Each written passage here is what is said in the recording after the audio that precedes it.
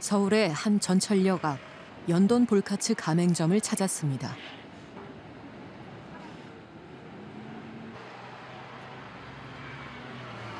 이곳 점주인 윤기 씨는 창업을 준비하던 2년 전 연돈 볼카츠에서 가맹점을 모집한다는 광고를 보았습니다. TV에서 이슈도 많이 되고 제가 22년 7월에 가맹 계약을 하고 28일에 오픈했어요. 총 투자 비용은 한 1억 7천 정도 들었는데 평균 1억 3천 정도는 든다고 하더라고요. 1억 3천 정도. 연돈 볼카츠는 방송을 통해 유명해진 작은 돈가스 가게에서 시작됐습니다. 백종원 대표가 자문을 하며 골목 상권 살리기 캠페인을 했던 프로그램. 이곳에 출연했던 식당을 백 대표가 프랜차이즈로 만든 것입니다. TV 속 맛집이 프랜차이즈를 통해 개점했고 화제가 되면서 손님이 몰렸다고 합니다. 그런데 첫 달에만 2,900이 나왔고요. 계속 빠지는 거. 매달 한 번도 오른 적 없이 이렇게 쭉쭉쭉쭉 계속 빠지는 거. 그럼 지금은 얼마까지? 지금은 뭐 배달 수수료랑 이런 걸 전부 다 제외하면 그러면 800에서 900 사이 정도 되는 월 매출. 매출이요? 네, 네. 그러면 가져갈 수 있는 순수익은? 한 50만 원 채 안 되는 것 같아요. 월 매출을 900만 원이라고 볼 때 물품비와 로열티로 연돈 볼카츠 본부에 약 460만 원을 냅니다. 그 밖에 월세와 관리비, 배달 수수료 등 큰 항목만 빠져도 점주에게 남는 것은 50만 원 정도입니다. 이런 모습을 기대하며 가게를 낸 것은 아니었습니다. 하지만 개점 특수는 첫 한 달뿐이었습니다. 개업 초반에는 명절에도 쉬지 않고 일했지만 매출은 계속 우하향했다고 합니다. 슈퍼바이저한테 계속 요청을 드렸어요. 매출에 관련돼서 너무 문제가 크다. 뭐 다른 방법이 있거나 마케팅 이런 거를 계속 좀 해줘라. 그런데 신제품 출시를 하고 신제품마다 이제 광고라든가 아니면은 뭐 쿠폰으로 해서 일시적으로 잠깐 지원을 해줘요. 그때만 매출이 조금 반짝 올라오지. 그 다음에 추가적으로 뭔가를 계속 해줘야 되는데 그 다음에는 없으니까. 점점 더 초조해졌습니다. 자체적으로 1+1 행사를 하기도 하고 월 100만 원의 비용을 들여 배달앱에 광고를 내기도 했습니다. 그러나 반전은 오지 않았습니다. 이런 상황을 예측할 수는 없었던 것일까? 윤기 씨의 계약서를 들여다보았습니다. 가맹사업 계약을 할 때 의무 제공 사항인 예상 매출액. 이 점포의 경우 월 매출로 따지면 최저 895만 원, 최고 1,520만 원 가량이 예상된다고 적시되어 있습니다. 그런데 월 매출이 1,500만 원일 경우 점주의 실제 수익은 생각보다 적습니다. 프랜차이즈를 아는 사람이라면 계약을 하지 않았을 상황. 그런데 그럼에도 불구하고 계약을 진행한 이유가 있다고 합니다. 그 계약서를 받으려면 부동산 계약을 해야 돼요.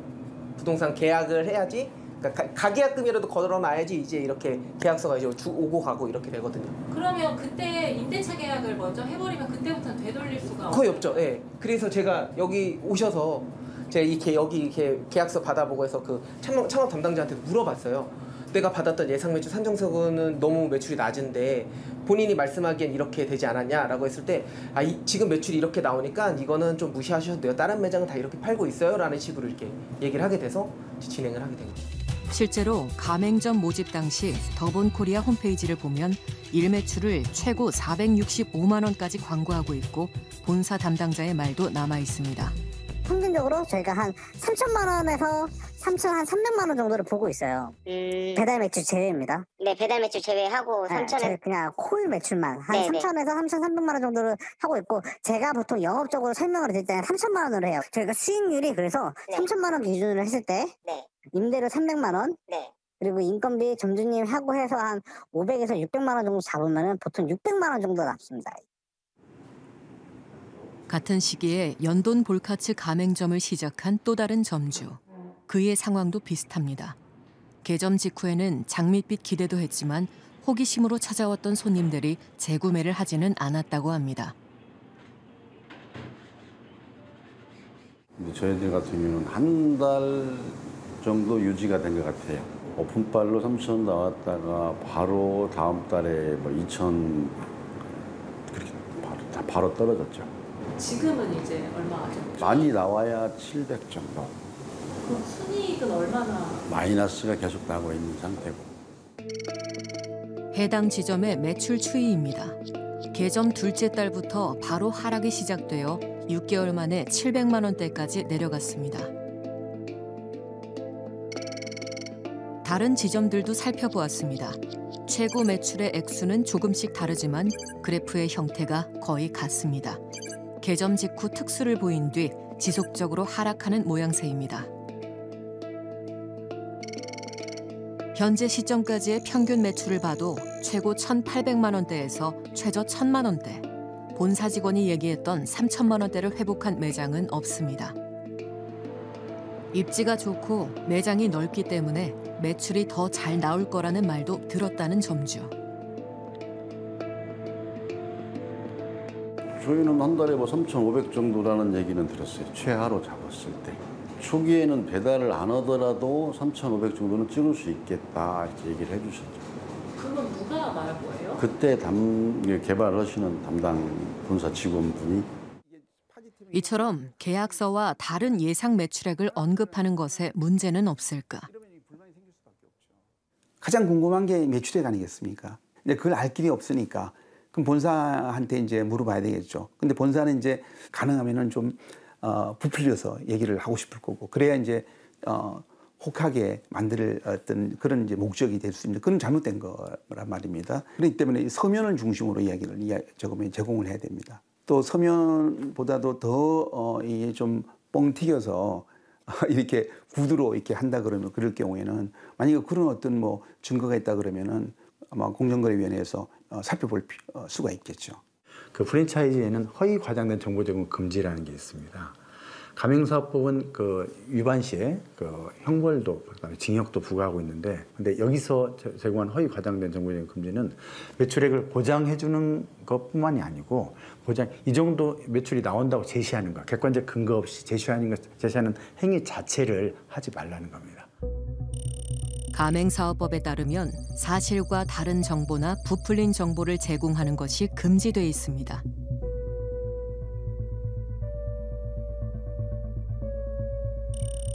또한 가맹본부가 예상 수익에 관한 정보를 전할 때에는 서면으로 하여야 한다고도 명시했습니다. 실제로 예상 매출액을 부풀리거나 일부 수익률을 전체 평균인 것처럼 광고한 기업들은 공정거래위원회로부터 제재를 받았습니다. 밤 늦은 시간. 있던 직원도 다 내보내고 혼자서 하루 12시간씩 일하는 날들이 계속되고 있습니다. 오늘 장사는 어떠셨어요? 별로 안 좋아요. 한 40만 원 정도 팔았어요. 오늘 많이 평소보다도 좀 저조해요. 근데 이제는 뭐 아예 해탈했다고 해야 되나? 너무 오랫동안 매출이 안 나오니까 조금 힘들어도 그냥 하는 거죠. 지난 13일 백종원 대표가 한 방송에 나와 자신의 입장을 밝히면서 또다시 관심이 쏟아졌습니다. 문제를 제기한 점주들은 총 49개의 매장 중 일부인 8개뿐이라는 취지의 발언. 하지만 실제로 취재해보니 출점한 점포는 총 83개, 현재는 50개 가까운 매장이 간판을 내렸고 현재 남아있는 소상공인 점포는 49개가 아닌 21개인 것으로 확인되었습니다. 새로운 브랜드가 반드시 성공할 수는 없을 것입니다. 하지만 기대에 못 미치는 결과를 일부 점주만의 문제로 보는 본사에 대해 점주들은 억울하다고 말합니다. 물론 저희들이 잘해야 되겠죠. 근데 잘해도 뭔가 받침이 돼야 할 거잖아요. 저희들이 장사를 잘할 줄 알았으면 개인 기술이 있어서 뭐 호텔 셰프가 됐든 지방 뭐 음식점을 할 수 있는 칼질을 할 수 있는 고기를 횟집 풀을 뜰 수 있는 뭐 이런 개인 장사를 했겠죠. 어쨌든 간에 의지하고 가맹비 되면서 로얄티 되면서 했을 때는 그 프랜차이즈 본사, 가맹 본사를 믿고 하는 겁니다. 지금까지 나타난 쟁점들에 대해 우리는 더본코리아에 인터뷰를 요청했습니다. 더본코리아는 서면 답변을 보내왔습니다. 먼저 본사 직원이 언급한 월 매출 3천만 원에 대해서는 당시 가맹점들의 실제 매출액이었으며 허위나 과장이 아니라고 답했습니다. 또한 월 3천만 원도 예상일 뿐 매출을 보장한 것이 전혀 아니라고 합니다. 매출이 떨어지는데도 본사의 도움이 충분하지 않았다는 점주들의 주장에 대해서는 4차례 점주들과의 간담회를 진행했으며 신메뉴 개발과 할인 행사, 대표의 유튜브 채널을 통한 광고 등 노력을 기울였다고 반박했습니다. 폐점 원인에 대해서는 코로나19의 여파 등으로 인해 연돈 볼카츠뿐만 아니라 외식 프랜차이즈 전반이 어려움과 폐점률 상승을 보였다고 진단했습니다.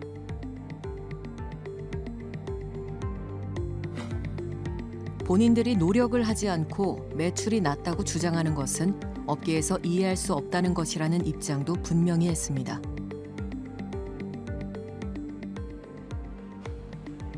밤 10시, 윤기 씨가 12시간 만에 퇴근합니다. 연돈 볼카츠 점주 2년, 그는 약 1억 원의 손실을 보았다고 합니다.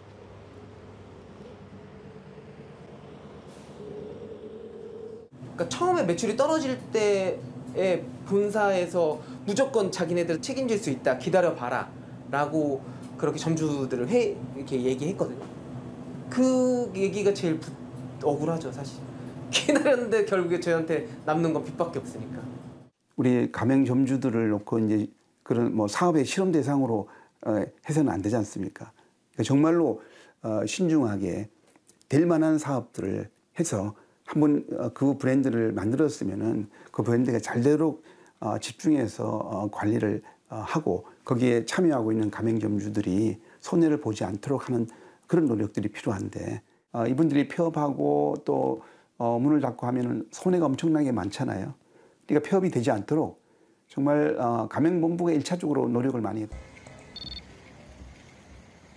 지난해 1월 아디다스 코리아는 전국의 점주들을 상대로 새로운 정책을 발표했습니다. 나이키하고 점점 이런 격차가 악화되고 있습니다. 2020년도부터 우리가 2등으로 가고 있습니다. 빨리 뭔가 좀 잘을 안 하면은 좀 더 큰일 날 것 같습니다.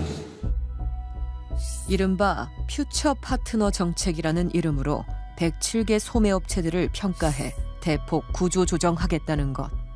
당장 5주 내에 사업계획서를 제출해 평가를 받아야 한다고 했습니다. 퓨처 파트너가 안 되면 진행을 해야 돼요. 그 기준이 동의를 해야 하게 되는 거지. 본사에서 일률적으로 어떤 잣대를 정해놓고 그게 안 되면 언제까지 10몇 년 동안 이렇게 하고 있는 데를 적게끔 한다는 거는 저희는 이해가 안 가죠. 매출 계속 떨어졌잖아요. 떨어졌는데 이번 수준 때 저희가 전년 대비 20% 수준 금액을 늘리라고 상장을 받았거든요.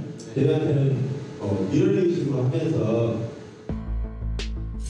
석 달 뒤 아디다스 코리아는 19명의 퓨처 파트너를 선정했습니다. 그리고 남은 80명의 점주들에겐 2025년 6월까지 폐업해야 한다는 입장을 일방적으로 통보했습니다. 길게는 90년대, 2000년대부터 아디다스 매장을 시작해 수십 년을 함께 해왔다는 점주들은 큰 충격을 받았습니다. 80%를 한 번에 갱신 거절할 줄은 몰랐었고요. 좀 더 연착륙할 수 있는, 우리도 상생할 수 있는 좀 안을 좀 가지고서 다시 긴 시간을 달라 요구했는데 이런 자에 계속 거절만 당하고 있습니다. 광주광역시. 일찌감치 폐점을 준비 중이라는 한 매장을 찾았습니다. 어머니가 운영하는 매장 일을 돕다가 군 제대 이후인 2010년 본격적으로 합류했다는 민찬홍 씨. 네, 2년 남았는데 저희도 이제 미래가 좀 불투명해서 계속 이것만 보고 가기에는 좀 계속 손해가 나는 구조여가지고 지금 현상으로서는 그래서 어쩔 수 없이 폐점하게 되고 있습니다. 쌓여있는 재고라도 하루빨리 처분하는 것이 그나마 손실을 최소화하는 길이라는 것. 2016년도 오시죠? 그러네요. 네, 2016년도 오신데 근데 이것도 저희 입장에서는 자산이니까 어떻게든 팔아야 돼요. 팔아서 현금화를 시켜야지. 지금 이제 아디다스를 탈출하려면 그 방법밖에 없어요. 계약서상 본사에 반품을 할 수 있는 한도는 순 매출액의 6%. 제값을 받고 많이 팔수록 반품액도 늘어나지만 지금은 손실을 보더라도 하루빨리 정리하는 게 더 낫다는 것. 네, 들어오세요. 네, 안녕하세요. 여자분들 거는 이쪽에 있고요. 저희가 전체 다 40% 행사하고 있어서.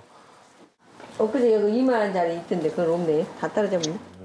그럼 우리가 행사하는 거 있는데 한번 보여드려 볼까요? 네, 35. 잠시만 계세요. 어디가? 한번 걸어보세요. 오른쪽은 끝에 끈을 안 넣었거든요. 2만 원입니다. 네. 네. 공급가 7만 원에 가져온 물건을 2만 원에 팔았으니 일을 하고도 정작 5만 원을 손해본 셈입니다. 점심시간. 식당 있나요, 여기? 아니, 식당 아니고요. 그냥 이제 싱크대만 있는 건데 이제 장사하는 사람들이 별로 식사를 이렇게 많이 안 하다 보니까. 인건비라도 아끼기 위해 근 10년을 함께했던 직원도 떠나보냈다는 찬홍 씨. 이제는 홀로 매장을 지키면서 끼니를 때우는 수밖에 없습니다.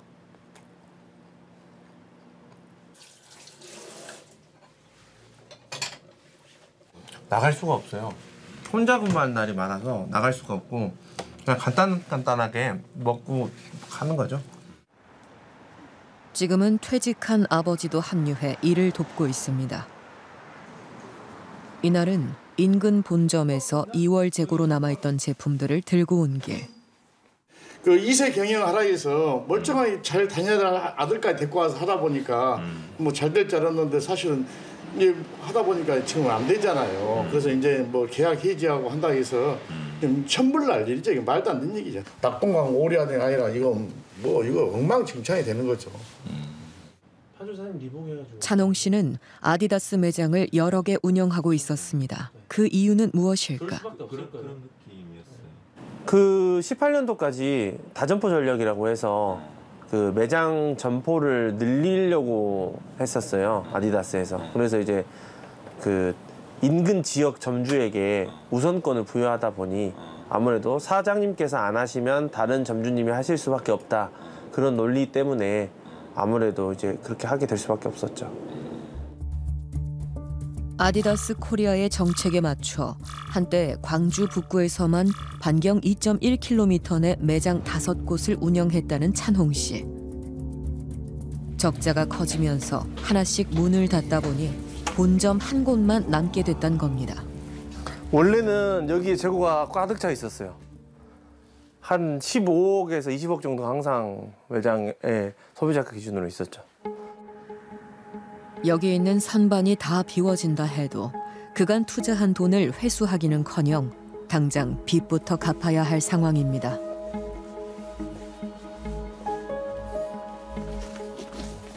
인테리어 했던 부분이 이제 손익분기점에 다다르지 않았는데 다점포를 하다 보니 뭐 저희 기준으로 3년에 한 번씩 인테리어를 하게 되다 보니 목돈이 계속 들어가게 되었고 그런 거를 이제 메꾸다 보니 대출을 해서 이제 진행하고 버텨왔던 거죠. 기업 여신 대출만 9억 원이 넘습니다. 기업 여신 자금 같은 경우에는 폐업을 하게 되는 경우 바로 갚아야 되는 돈이 한 9억 5천 정도 됩니다. 그래서 그것 때문에 이제 저희도 이렇게 폐점을 미리 하게 된 거고 이제 버틸 수 없는 지경까지 온 게 된 거죠. 이 재고를 다 정리한다고 해도 제 예상으로는 5억 정도가 남게 됩니다. 정 안 될 경우 집을 팔아서라도 갚아야 되는 상황이 된 거죠. 그럼 집 팔면 해결이 됩니까? 집 팔고 빌려야죠 또. 집 팔고 또 빌려야죠. 네. 이날 오후 반가운 손님이 찾아왔습니다. 출근했어? 아니, 아직. 언제부터 하는데? 내일 모레부터. 내일 모레부터? 여기보다 거기가 더 편해. 가서 열심히 해요. 야, 때마침 이럴 때 폐점을 준비하면서 얼마 전 퇴사한 전 직원입니다. 형차가 보이길래 형이랑 커피 한잔 하겠습니다. 형이 장사가 잘 되면 저도 옆에 있죠. 눈에 보이니까. 형도 붙잡지는 못해요. 저도 계속 있다고는 말 못하고. 네, 갈게요, 형님.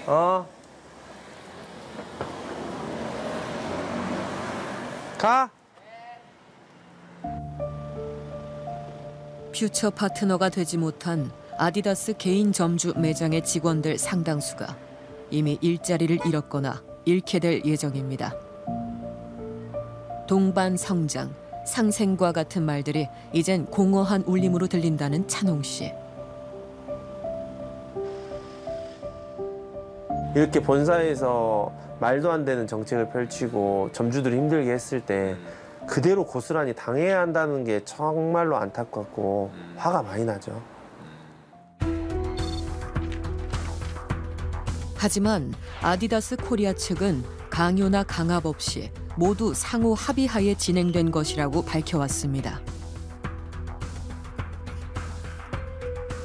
지난해 한 유명 걸그룹 멤버가 아디다스 신발을 착용한 사진이 화제로 떠오르면서 해당 제품은 이른바 오픈런의 품절 대란을 일으킬 만큼 큰 인기를 끌었습니다.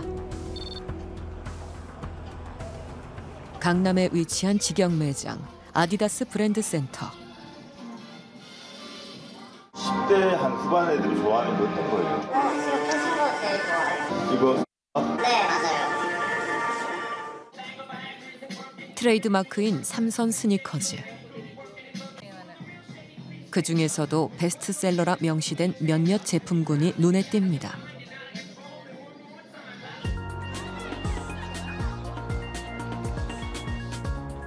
실제 휴일을 즐기는 시민들 속에서 해당 신발들을 쉽게 발견할 수 있었습니다.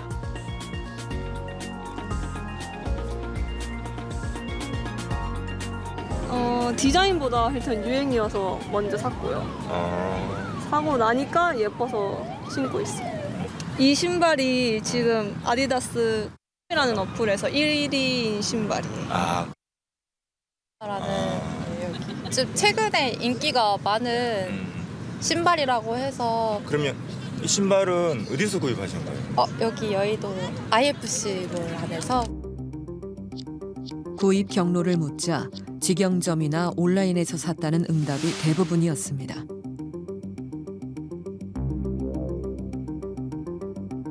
지난 5년간 아디다스 개인 점주 매장 28곳의 매출 현황입니다.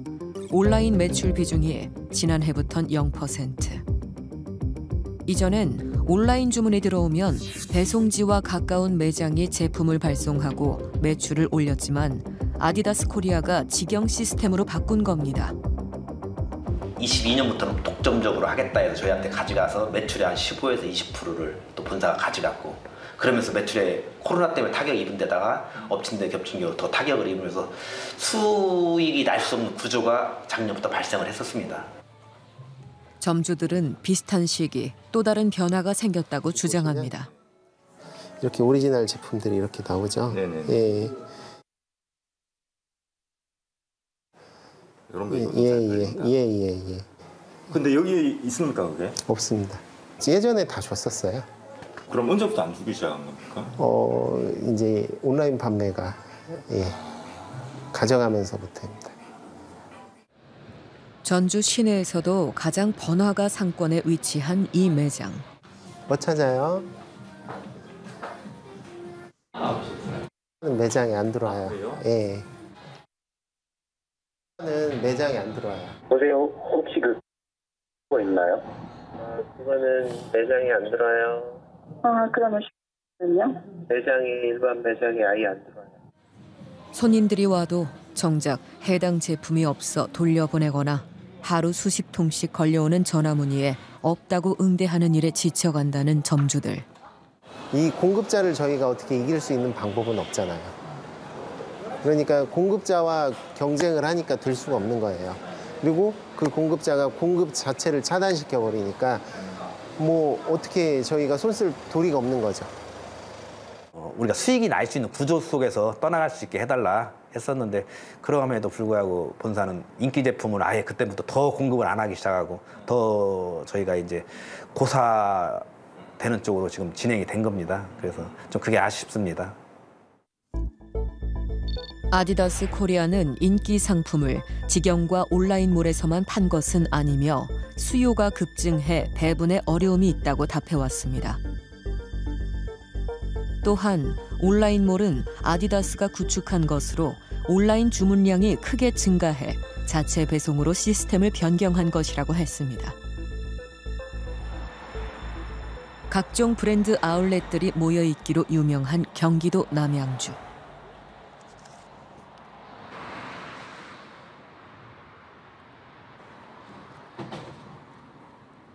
이른 아침부터 출근해 영업을 준비하는 홍영준 사장.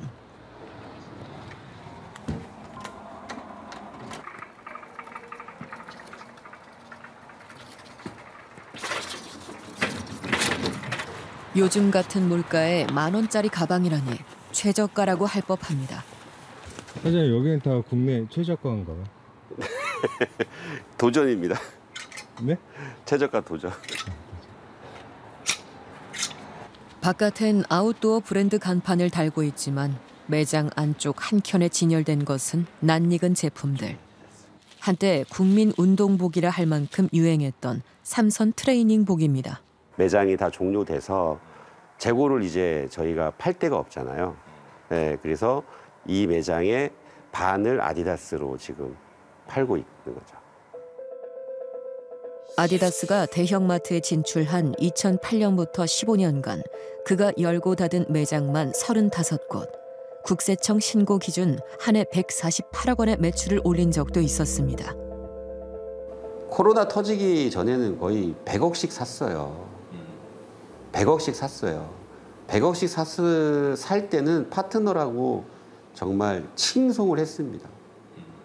하지만 코로나 터지고 나서 매출이 줄어들고 정책이 생기면서 그게 다 없어져 버린 거죠. 상상도 못했던 일이에요. 다 철수하라고 얘기하는 거는 상상도 못했고. 21년 11월 약 1년 내 마트 매장들을 철수하라고 통보받은 홍 사장. 기간 내 보유 재고를 다 소진할 수 없다는 판단에 면담을 요청했습니다. 그럼 우리가 재고 이거 어떻게 하냐 그랬더니 재고를 소진할 수 있는 3가지 옵션을 줬어요. 정상 매장이 있으시다고 하는데 그거를 좀 활용을 하는 거를 제가 제안을 드리고요. 마크다운 서포트랑 그다음에 제가 직영 쪽이랑 좀 얘기를 해볼게요. 우리가 반품을 좀 받아주는 직영에서 지금 재고가 필요하니까요. 네. 대신에 직영에서 재고를 가져가도 반품 페널티는 있으세요. 이후 아디다스 코리아 측은 이 3가지 대안을 메일로 보내오기도 했습니다. 그런데 영업이사가 제안한 대안들은 지켜지지 않았다고 합니다. 제일 큰 기대를 한 게 반품이었어요. 사실은 본사 반품은 그냥 가지고 가면 없어지는 거잖아요. 하지만 2022년 1월에 전부 다 캔슬 시켜버린 거죠. 물어봐도 거기에 대해서 답변을 해주는 사람이 없어요. 아디다스 코리아가 마트 철수를 통보한 시점의 재고는 무려 30여억 원대. 그나마 절반 이상 손해를 봐가며 이른바 땡처리 업자에게 넘기고도 남은 물량이 아직도 10억 원대.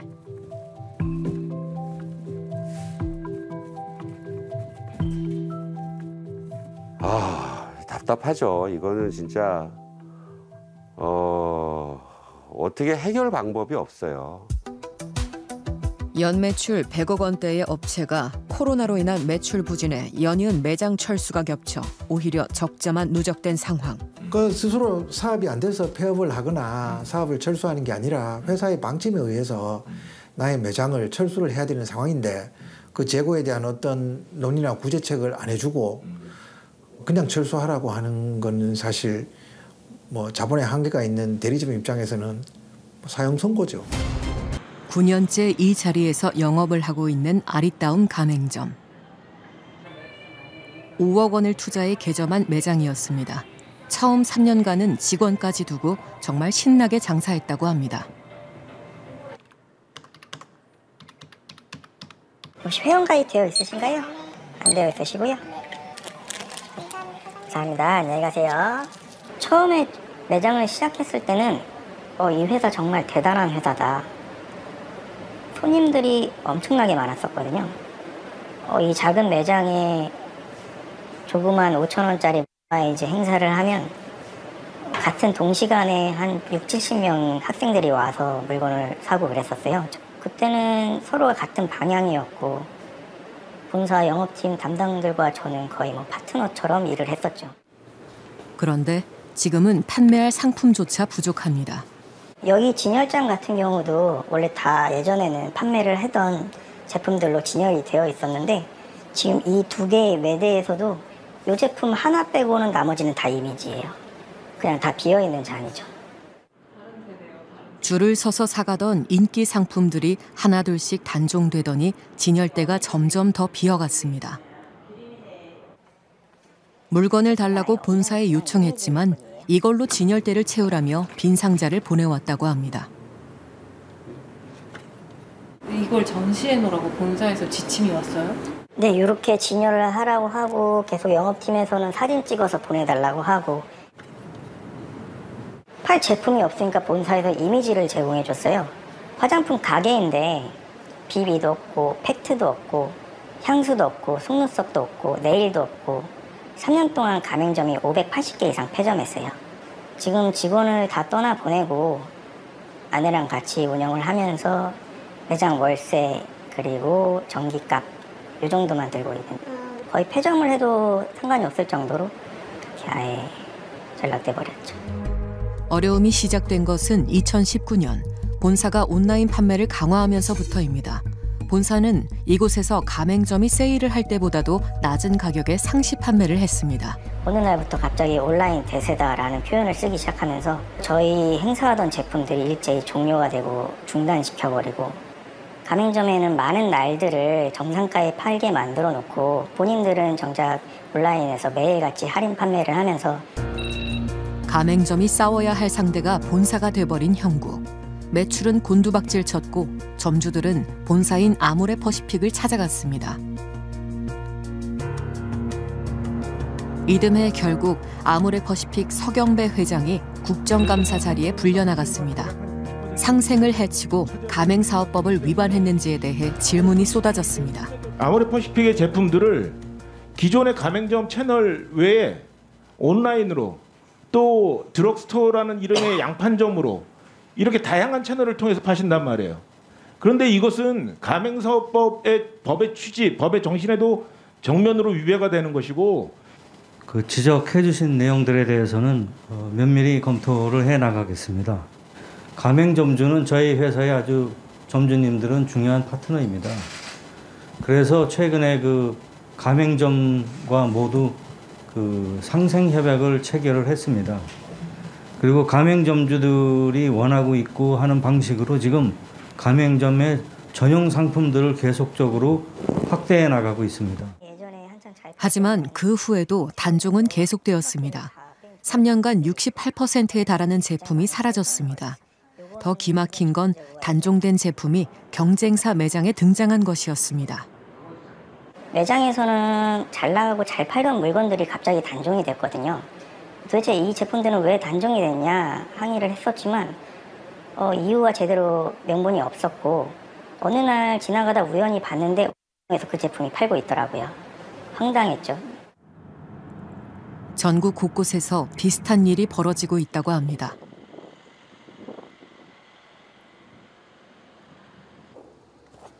(2억 5천만 원을 들여 문을 연 매장. 하지만 하루하루 적자와 먼지만 쌓여가고 있습니다. 들어왔던 손님마저 발길을 돌릴 때면 속이 더 상합니다. 뭘 찾으러 왔어요?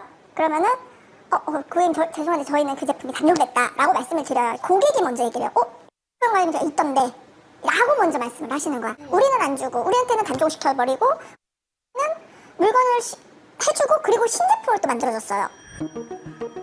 몇 년 전에는 바로 길 건너에 가장 강력한 경쟁사 매장이 들어섰습니다.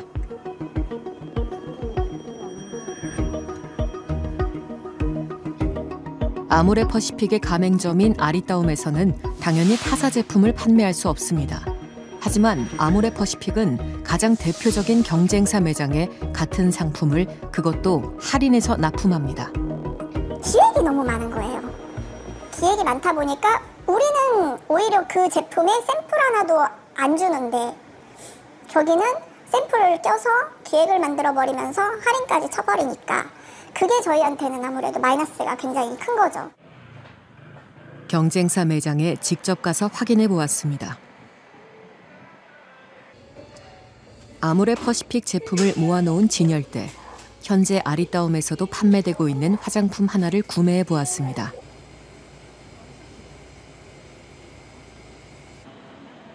아리따움과 가격 차이는 얼마나 될까? 사장님, 이 제품이랑 똑같은 제품이 지금 뭐예요? 이 제품이거든요. 아, 이거는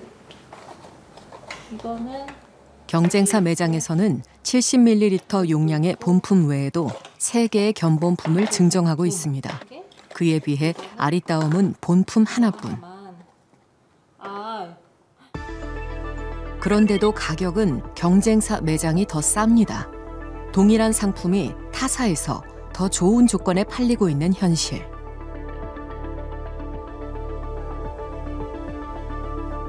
이 제품 하나만의 문제가 아닙니다. 할인과 증정으로 묶은 상품 다수를 본사가 경쟁사에 납품하고 있다고 합니다. 우리는 없는데 왜 병원 있어? 왜 병원 기획을 만들어줘? 왜 세일을 저기 더 많이 해줘?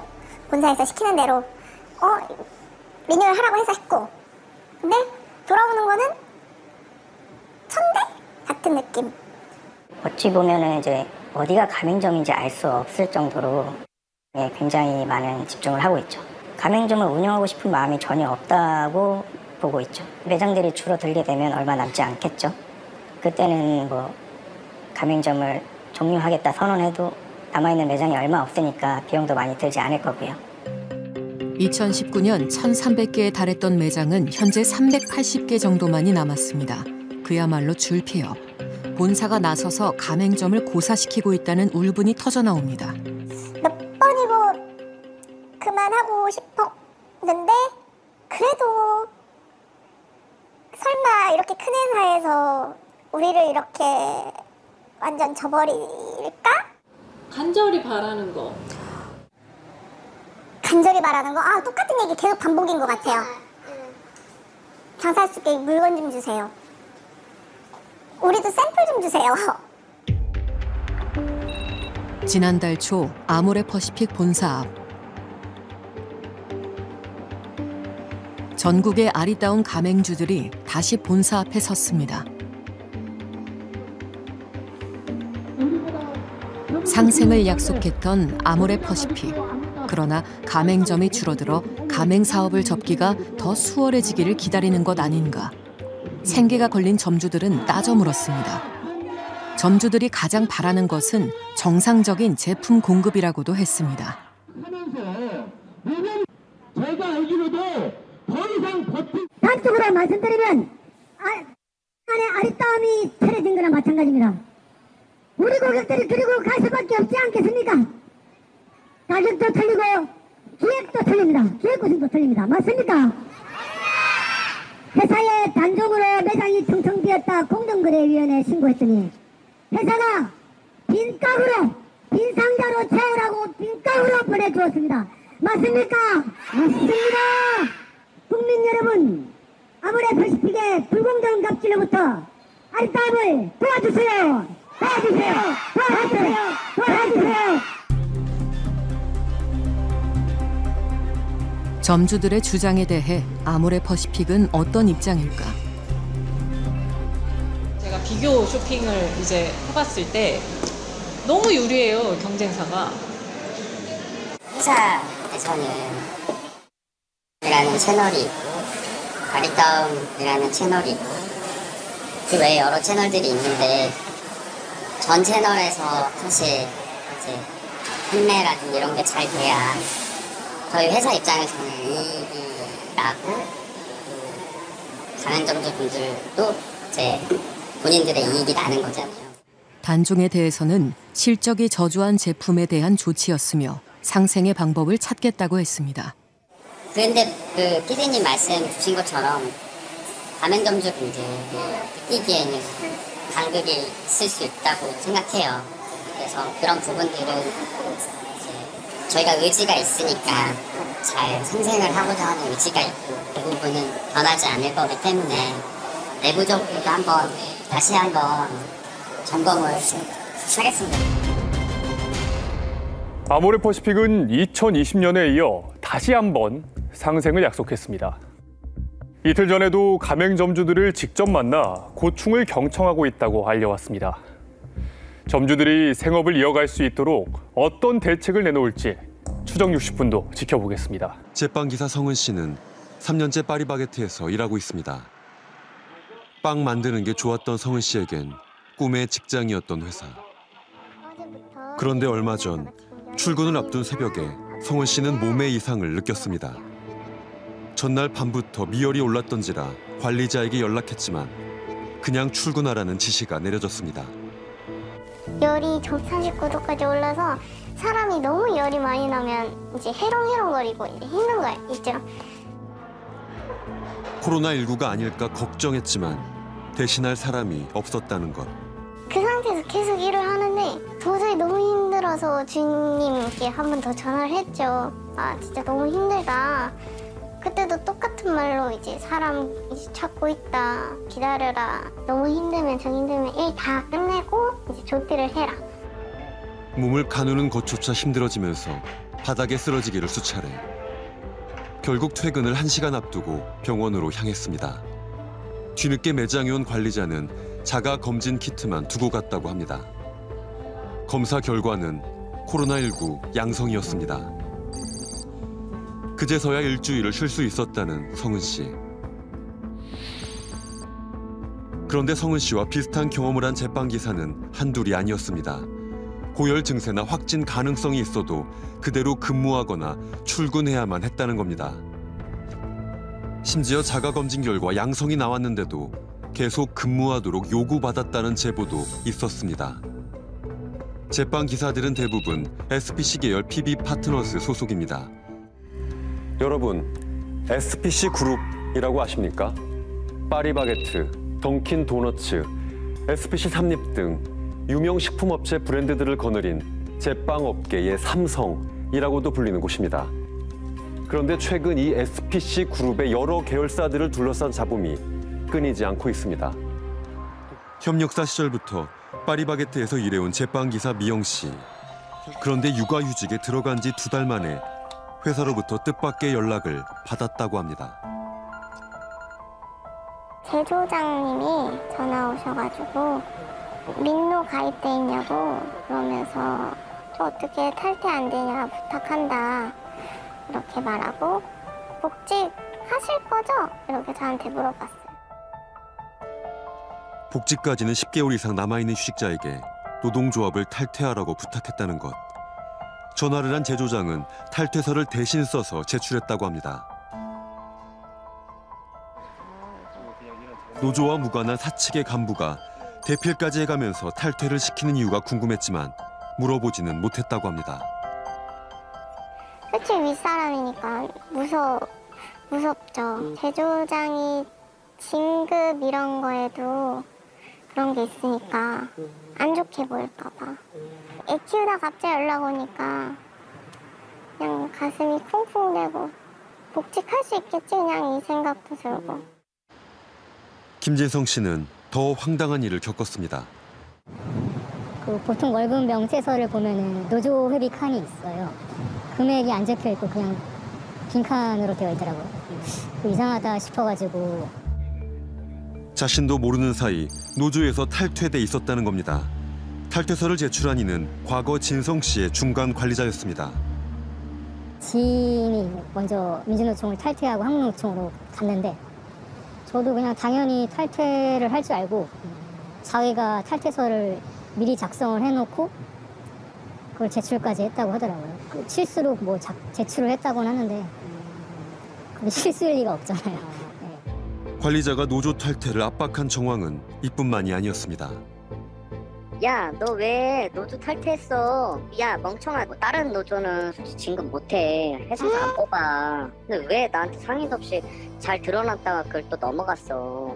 이젠 대놓고 얘기해서 그냥 넘어오고 부장님한테 저 모습들 알아봐주세요 라고 얘기했어요. 그러면 갈 거야. 회사가 원하는 노조가 이 노조야. 그래 보여. 원하는 매장으로 옮기려면 또 휴직 후 복직이나 진급을 하려면 노조를 탈퇴하라고 했다는 증언이 전국 곳곳에서 쏟아졌습니다. 수소문 끝에 파리바게트에서 10년을 일하고 퇴사했다는 전직 중간 관리자를 만날 수 있었습니다. 그는 중간 관리자들이 민주노총 측 조합원들의 탈퇴를 압박하는 이유에 대해 사측의 지시가 있었다고 주장했습니다. 일주일에 한 번, 두 번 이제 전체 모임에서 사무실에서 회의를 해요. 슬라이드를 띄워가지고 기사 명단이 쫙 떠요. 쫙 뜨면서 민주노총은 빨간색으로 딱 이름이 되죠. 그리고 옆에 이제 뭐 성향이 어떤 이름까지 다 뜨는 거죠. 사측 간부들이 매주 회의 때마다 윗사람에게 민주노총을 누가 얼마나 탈퇴했는지 보고를 했다는 겁니다. 그뿐만이 아닙니다. 기사가 민주노총인데 한국노총으로 옮기면 본부장님이 돈을 주더라고요. 그 BMC가 남자였는데 한 명을 옮겼는지 두 명을 옮긴지 모르겠어요. 아, 누구누구 BMC 고생했어 이러면서 5만 원을 주더라고요. 그리고 나서 뭐 2만 원, 뭐 3만 원, 10,000원, 5,000원 뭐 이렇게 이제 뭐 수시로 줬죠, 본부장님이. 본부장이 직접 중간 관리자들에게 사례금까지 지급했다는 것.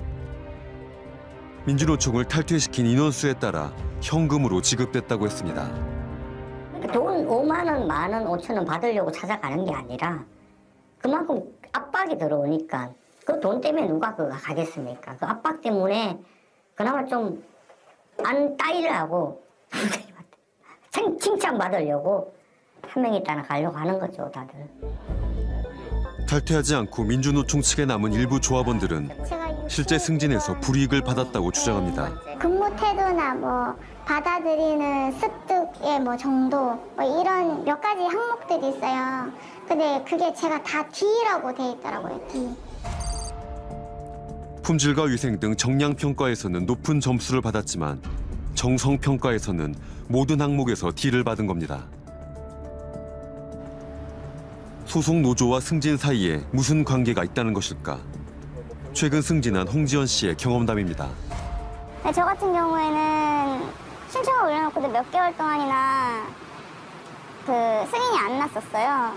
민주노총에 있으면 뭐 승진이 안 된다. 너 같으면은 회사 말 안 듣는 애들 갖다가 승진시키고 싶겠냐. 그러면서 그쪽에 있으면은 안 된다. 아, 이게 진짜구나 싶어가지고 옮겼더니 옮기고 나서 바로 그 다음 달인가? 바로 됐어요. 실제 인사평가 결과를 보면 소속 노조별로 승진율의 차이가 보입니다. 전체 비율 그리고 경쟁 노조의 비율에 비해서 현저히 적은 것으로 이게 굉장히 그 유의미하게 어떤 차별적인 요인이 있었다라고 볼 수 있습니다. 지난해 전체 승진 대상자의 승진율입니다. 한국노총 측 노조에서는 승진 대상자의 30%가 승진한 반면 민주노총 측에서는 6%가 승진했습니다.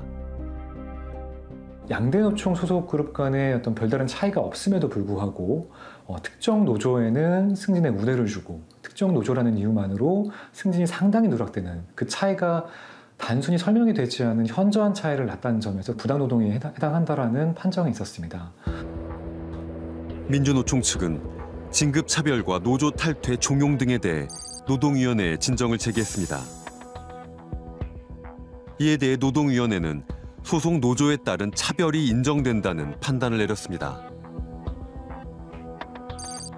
그리고 노동청은 BB파트너즈 전국 8개 사업본부 중 6곳의 본부장과 제조장 3명의 부당 노동 행위에 대해 기소 의견으로 검찰에 송치했습니다. 진급 차별을 하는 게 8개 본부 중에 6개 본부에서 다 있었다라는 것이 확인이 됐습니다. 회사의 지침에 따라서 8개 본부가 다 움직였다고 보는 것이 그게 충분히 상식적인 추론일 수밖에 없는 것이죠. 국도변에 있는 이 편의점은 폐업을 앞두고 있습니다. 남은 물건들은 할인해서 처분하는 중입니다. 알겠습니다. 감사합니다. 네, 들어가세요. 고맙습니다. 네. 고맙습니다. 안녕하세요. 여기는 28일에 싹 철거할 거예요. 예. 네, 고맙습니다. 들어가세요. 고맙습니다. 네. 이 브랜드 편의점을 운영한 지 2년. 적자를 메우느라 빚이 2억 넘게 늘어났고 형제들의 돈까지 끌어다 썼다고 합니다. 신용카드가 정지되고 건강보험도 체납된 상태입니다. 장사 시작하자마자 그 달부터 적자였어요. 엄청난 적자였어요. 가게세도 안 나올 정도로 장사가 안 됐어요. 그 가게세도 연체되고 다른 것도 고지서에 뭐 납해야 하는데 압류가 들어와요. 통장 압류 들어와요. 시청에서도 압류 들어오고 세무서에도 압류 들어왔어요. 최악이 온 거예요. 이제 도저히 가게를 더 하면 난 폐인되는 거죠. 이전 5년간 다른 편의점을 잘 운영했습니다.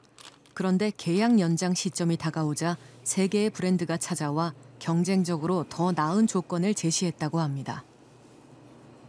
계약하기 전에는 난리죠. 자기들 이거 따려고. 모든 그 현혹을 다 하는 거죠. 그런 식으로 5년간을 계약을 해가지고 거기서 적자가 나도 그 빠져나가지 못하게 계속 걔들은 물건을 집어넣고 빠져나가지 못하고. 본사 관리자는 하루에도 몇 번씩 문자를 보냈다고 합니다. 판매가 저조하고 적자가 나는데도 계속 새로운 제품을 들여놓길 권했습니다. 내가 팔리지도 않는 거 뭐 되겠냐고. 이번만 넣으라고, 이번만. 자꾸 전화할 때마다 신제품으로 그렇게 자꾸 집어넣는 거예요. 인구가 많지 않은 리단위의 마을. 그런데 몇 년 새 편의점이 늘어났습니다. 이 도로변에만 편의점 3개가 연달아 서 있습니다. 말로만 듣던 편의점 과당 경쟁. 하지만 그 타격을 감당하는 건 점주뿐이고 본사는 비껴 서 있는 것 같다고 합니다. 이 마을에 몇 가구 있다고 편의점이 5, 6개가 있어요. 국내 여기 지나가는 사람들은 이 동네는 편의점이 왜 이렇게 많냐고. 예. 근데 이게 편의점 그 대기업들은 손해가 아니잖아요. 물건만 집어넣으면 그 하나로 나가는 거니까 손해가 아니잖아요. 며칠 후 갚을 길이 막막한 빚을 남기고 편의점 문을 결국 닫기로 했습니다. 매달 자신의 인건비 정도를 차곡차곡 쌓아가며 노후를 준비하려고 했던 편의점이었습니다. 부푼 마음으로 들여놓았던 집기들을 하나하나 드러냈습니다.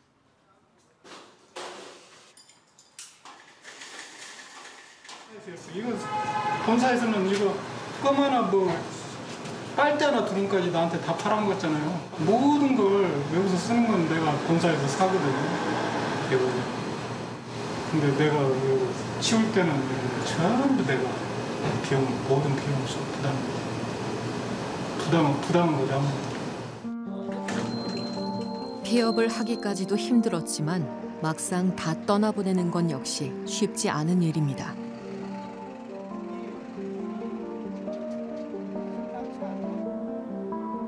(24시간) 불 켜진 편의점을 만들기 위해 많은 밤을 지샜던 그의 매장. 여기서 자고 얼어가지고 감기 걸리고 막 맨날 그러고 그러니까 추운데 겨울에 막 벌벌벌 떨면서 있었잖아요. 아침까지. 나는 절대 추천 안 합니다.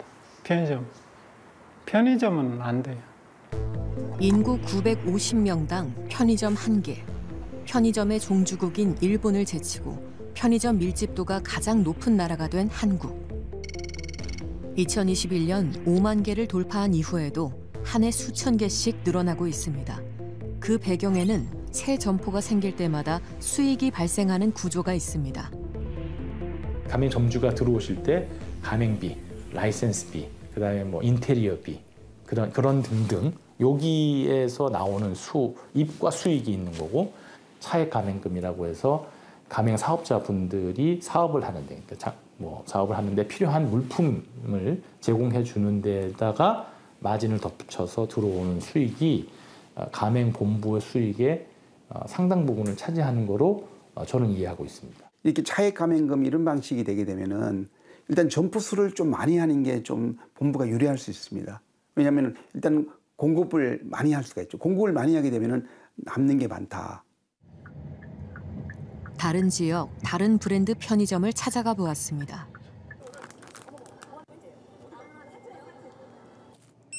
문을 연 지 1년이 채 되지 않은 이곳. 하지만 역시 폐점을 준비하고 있습니다.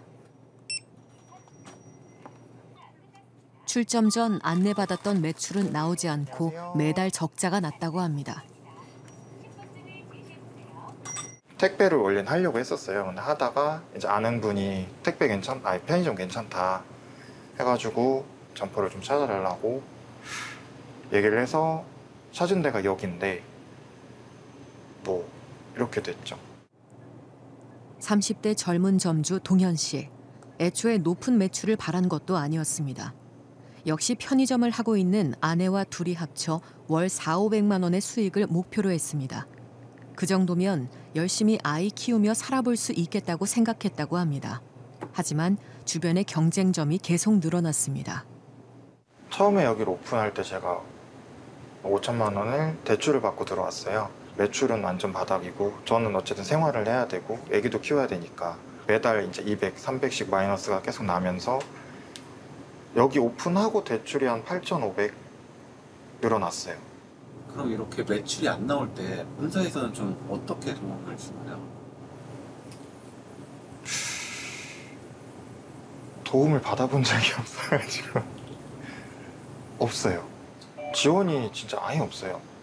본사에서 지원해주는 것도 없고 그렇다고 매출을 위해서 뭔가를 해준다라는 것도 없고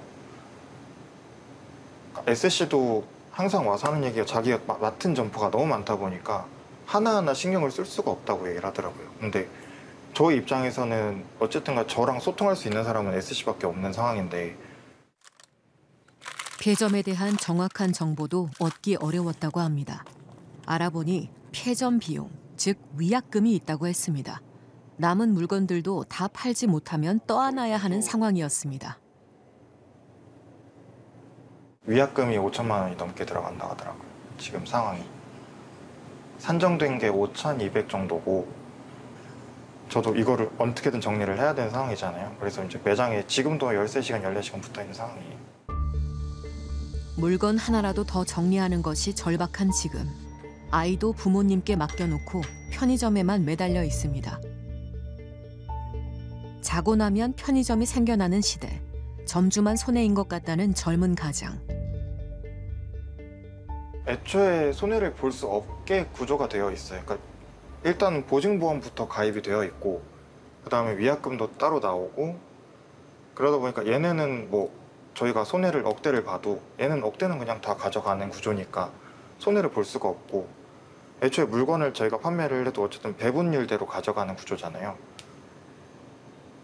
그러니까 손해를 볼 수가 없는 거죠. 우리는 수많은 제보를 받았습니다. 비슷한 어려움을 호소하는 편의점 점주들이었습니다. 본사 직원으로부터 일매출 160만 원이 나오는 자리라며 소개를 받았다는 지은 씨. 출점은 한 달 만에 일사천리로 진행됐습니다.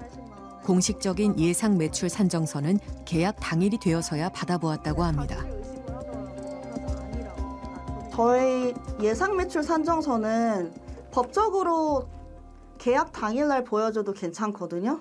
실제 계약하기 당일날 그 전에 이미 임대차 계약도 다 완료했고 그 다음에 사업자 등록도 다 완료했고 인허가도 다 사실 그때 가서 뭐 예상매출 산정서 본들 저 안 할래요 이렇게 하는 게 쉽지는 않고 그렇다 보니까 저희가 계약 당일날 조그만 노트북으로 뭐 이게 예상매출 산정서입니다라고 하면 뭐 사인하세요 이렇게 하면 보통 그냥 사인을 하게 되는 것 같아요. 하지만 매출은 나오지 않았고 월 500만 원에 가까운 손실이 발생했습니다. 지은 씨는 재빨리 폐점을 결심했습니다. 계약 당일날까지 못 받았다. 위약금도 몰랐어요. 전 얼마가 위약금이 나올지도. 제가 계속 요청을 거의 진짜 한 10번은 했어요. 아니 이렇게 위약금도 모르고 문을 닫는 경우가 어딨냐. 예. 그래서 이제 나중에 그러면 내용증명을 보내라. 그래서 어쩔 수 없이 내용증명을 보내서 거의 문 닫기 이틀 전에 알게 됐어요. 그리고 인테리어 잔존가 같은 것도 마찬가지로 어떻게 해서 2,400만 원이 나왔는지 이 내용을 안 보여줘요. 절대. 자기들만의 계산이라는 거죠? 네네.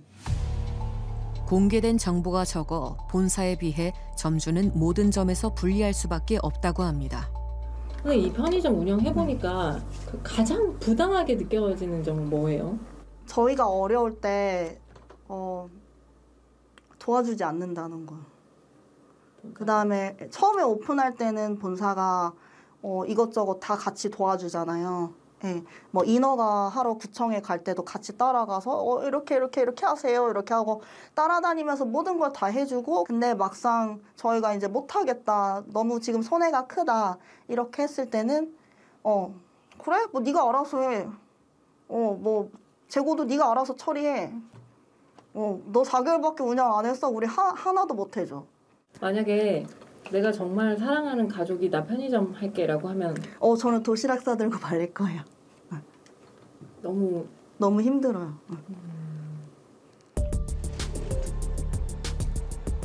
편의점 본사에서는 점주들의 어려움을 어떻게 받아들이고 있을까? 먼저 출점 이익 때문에 무리해서 가맹점을 내고 있지는 않은지 물었습니다. 장사에 이제 출점을 하기 위해서 저매출 저수익이 예상됨에도 불구하고 장려금을 지급하거나 해서 출점을 강요하지는 않습니다. 어떤 입지 같은 경우엔 상권이 지속적으로 형성된다라고 보게 되면은 경쟁점이 들어온다고 해도 함께 성장할 수도 있다고 봅니다. 팔리지 않는데도 계속 제품을 구매해 매대를 채우는 것은 장사가 잘 되게 하기 위해서라고 합니다. 편의점이 아니라 모든 장사가 식당을 가도 손님이 많아 보여야 되게끔 하고 그래서 다른 손님들 끌어들이게끔 하는 마케팅도 하고 결국 매대가 비어있는 거는 장사의 기본이 아닌 그런. 또 다른 편의점 본사도 비슷한 취지의 답변을 보내왔습니다. 수익성 중심의 출점을 하고 있으며 예비 점주에게 예상 매출을 고지할 때도 확정적 수익을 담보하는 것이 아니라 안내하고 점주의 위험을 나누고 있다는 것입니다.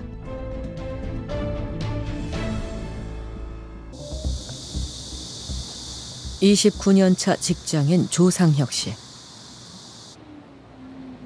대출 상담을 받기 위해 주거래 은행으로 향했습니다. 회사에서 4대 보험이 좀 연체가 돼 있어요. 그럼 대출이 개인 대출 신용이 가능한가요? 쉽지 않아요. 아무래도. 일단은 소득자료나 재직자료를 가지고 한번 방문하셔가지고 상담을 한번 하세요. 근데 안 될 수 있는 가능성이 좀 있을 것 같아요. 그래요? 네. 4대 보험료를 연체 중인 회사. 문제는 그뿐만이 아니었습니다. 작년 9월부터 이제 임금 체불이 시작되면서 9월 달에 50% 주다가 10월, 11월, 12월을 안 줘요. 1월 달에 하다가 50% 주고 2월 달에 50% 주고 그래서 생활이 너무 어려우니까 친구한테 부탁해가지고 회사 사정 말하고 또 한 명한테 빌리고 또 다른 사람도 연락해가지고 또 빌리고 와이프도 어려우니까 파트타임으로 뭐 좀 나가고 먹고는 살아야 되니까 진짜 저 단벌이었거든요. 근데 진짜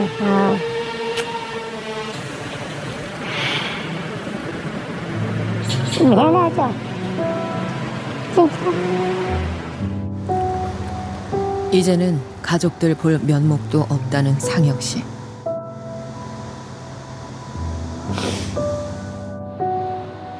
그의 직장 동료였던 지의 씨는 한 달 전 회사를 그만두었습니다. 이날은 실업급여를 받기 위한 교육이 있는 날.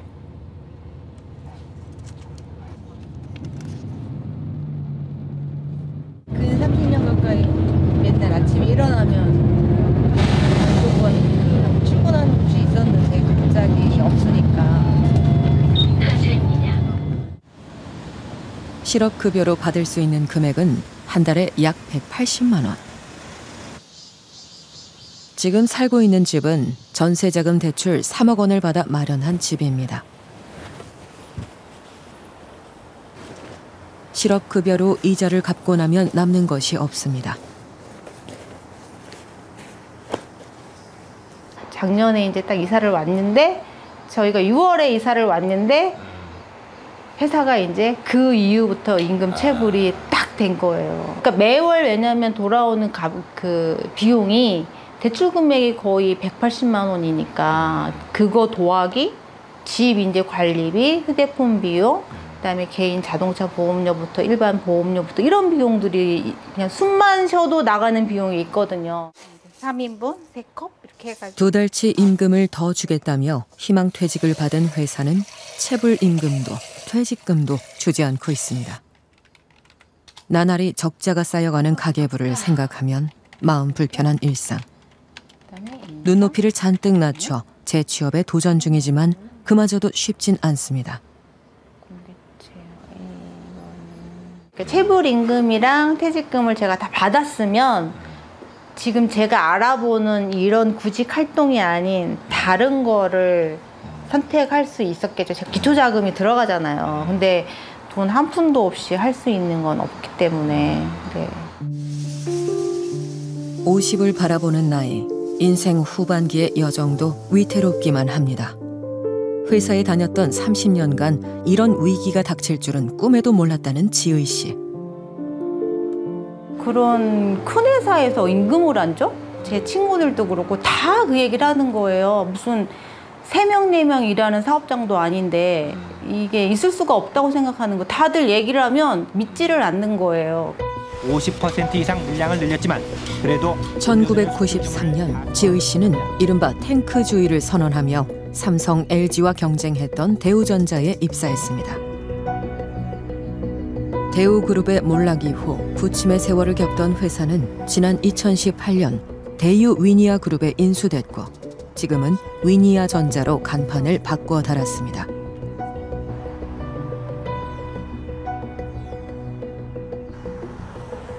광주에 있는 위니아전자 생산 공장.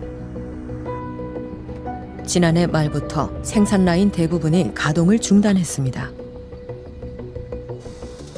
최근에는 대규모 희망퇴직과 권고사직이 잇따랐고 응하지 않은 몇몇 직원들에겐 해고를 통보했습니다. 해고를 딱 시켰을 때 저기 관리직에서 그날 6월 30일 날 이렇게 딱 서류를 주고 왔더라고요. 미안하다 하면서 이렇게 딱 통보를 줬는데 그리고 나서 이제 퇴직금은 7월 14일 날 꼭 입금해 드리겠습니다. 최선을 다하겠습니다 하는데 그 약속을 안 지켜주시더라고요. 기업에 저기 CEO가 하는 골프장이었는데 거기는 10억을 내놓고 상금을 내놓고 골프 대회를 하고 저는 임금을 못 받아가지고 그 앞에서 더운 날 집회를 한다는 게 대유위니아그룹이 공동 주최한 골프 대회 날 임금 체불에 항의하기 위해 골프장 앞을 찾았다는 노동자들. 박영호 회장은 작년에 연봉이 76억 8천이랍니다. 올해는 6개월째 임금을 못 받고 있는데 회장님은 아주 잘 먹고 잘 살고 있는 것 같습니다. 그 많은 돈을 버는 것이 회장님 혼자였습니까? 우리가 피 땀 흘려서 벌어준 것입니다. 우리 해고시켜놓고 그날도 완전히 이렇게 굉장히 오늘같이 굉장히 더운 날이었어요. 굉장히 뜨거운 햇살이 있는데 이렇게 햇빛을 맞으면서 정말 너무 억울해가지고 막 그런 말이 안 나오더라고요. 막 정말 눈물이 막 나더라고요. 지금 햇빛은 더운데 나는 내 체력도 안 되면서 내가 이걸 왜 해야 되는지. 자기는 저렇게 그늘에서 지금 골프 치고 구경하고 있었는데 그런 것들이 막 억울하고 가서 뛰쳐 올라가서 하고 싶은데 경찰이 막아서 못 올라갔잖아요. 내 돈 밖에서 동냥하는 그 거지 느낌을 받았어요. 실은 많이 비참했습니다. 골프 집회를 가면 이번에 월급을 너희들이 올라가면 안 주겠다는 그런 말도 했거든요. 당연히 받아야 할 권리를 가지고 뭐 적선하듯이 그렇게 말한다는 자체가 적선이 아니잖아요. 저희들 돈이잖아요.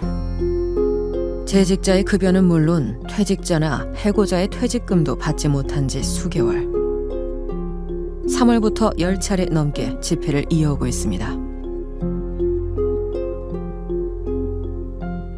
집회를 이끌고 있는 이는 30년을 근무하고 지난해 연말 퇴직한 최정필 씨. 해외 영업 전문가로 세계 곳곳을 누비며 장관 표창장을 받기도 했던 최 씨. 그가 퇴직한 것은 회사의 약속을 믿었기 때문이었습니다. 선배로서 그래도 저희가 빠져나오면 임금이 줄면 그만큼 회사는 회생할 수 있는 기회가 있을 거라고 믿고 싶었어요. 무려 60명이 나왔어요. 그러면 좋다, 우리 나가겠다. 나왔는데 안 준 상태에서 그냥 퇴사시켜 버리니까 기망이라고 저는 생각이 되고.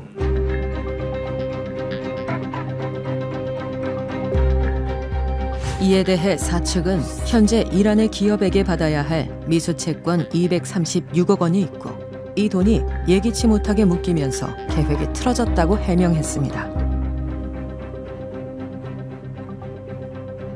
또한 이 236억 원에 대한 강제 집행과 멕시코 공장을 매각한 돈으로 체불 임금을 지급할 계획이라고 밝혀왔습니다. 지금 이 엔티캅의 미수채권은 지금 2심입니다. 2심. 언제 끝나는 몰라요. 저 공장이 언제 팔지 몰라요. 그리고 팔리게 되면 현지에서 차입한 은행 그 채무액이 한 5천만 불이 돼요. 그러다 보니까 약 1,000억 정도는 거기서 해결해야 나머지 자금을 빼올 수 있다고 올 거라고 저는 판단해요. 노조는 회사가 어려워진 배경에 그룹 회장이 있다고 지목했습니다. 지금까지 경영을 보면은 회장이 직접 경영을 했고 그룹에서 직접 계획했습니다. 의사결정 다 했습니다. 그래서 노동조합에서 끊임없이 얘기했습니다. 이 문제는 회장이 나서야 되고 그룹에서 나서서 해결해 줘야 된다. 위니아전자 관계자의 주간 계획표, 이른바 탑보고라는 문구가 눈에 띕니다. 탑보고를 언급한 또 다른 메일. 받는 이 중엔 그룹 회장의 비서실 업무 담당자가 있습니다.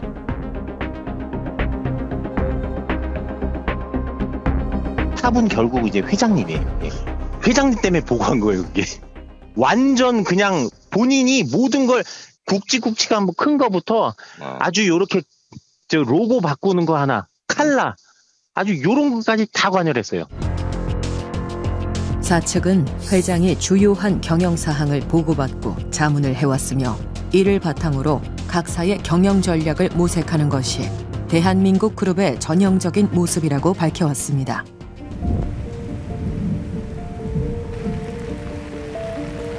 근로기준법이 제정된 지 70년. 하지만 법을 지키라는 당연한 외침은 오늘도 공허한 메아리로 흐르고 있습니다.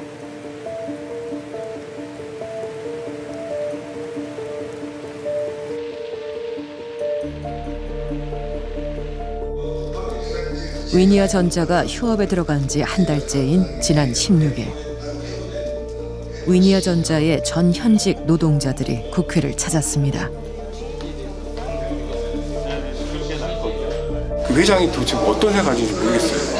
한 번도 임자표현을 한 적도 없고 사과 얘기를 한 적도 없고 워낙에 아무 움직임이 없으니까.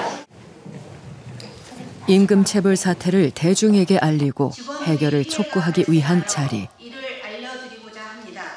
그 체불 임금액은 400여억 원에 이릅니다. 신용불량자로 전락할 수밖에 없는 상황에 처했습니다. 돈이 없다기보다는 경영상의 실패가 임금 체불의 원인이라면 경영에 관여했던 회장님이 나서달라고 했습니다. 노동력을 제공하고 기업은 임금을 지급하는 건 아주 기본적인 자본주의 사회의 계약이거든요. 그것을 위반하고 안 지킨다는 거는 자본주의 사회가 기본적으로 작동하는 원리 자체를 부정하는 그런 행위다. 임금을 주지 않는다는 거는 돈을 주지하는 게 아니라 선생님의 시간을 뺏은 거예요. 인생의 일부를 가져가 버린 거거든요. 어떻게 그냥 단순하게 돈이죠? 그건 사람의 생명에 삭신 거죠. 25일인 오늘은 위니아전자의 월급날. 하지만 오늘 퇴근 시간까지 통장에 돈은 들어오지 않았습니다. 이제 직원들은 이미 1년 넘게 반복해온 희망 고문 대신 막대한 자본을 바탕으로 그룹의 몸집을 불려온 회장님. 법적인 책임에선 늘 한 발 물러나 있는 그 회장님의 책임 있는 한마디를 요구하고 있습니다. 허울만 프리랜서인 특수고용 노동자. 정년을 넘겼지만 일해야 하는 늙은 노동자. 우리의 일터와 집을 지어온 건설 노동자. 심지어 30년을 한 직장에서만 근무한 노동자에 이르기까지 임금 체불은 일하고 있는 우리 모두가 겪을 수 있는 문제입니다. 올 초 정부는 노사 법치주의를 바로 세우겠다며 5대 불법 부조리 중 첫 번째로 임금 체불을 언급했습니다. 추정 60분이 다시 한번 묻습니다. 일한 만큼 돈을 받아야 한다는 것. 그것이 그렇게 이상한 일입니까?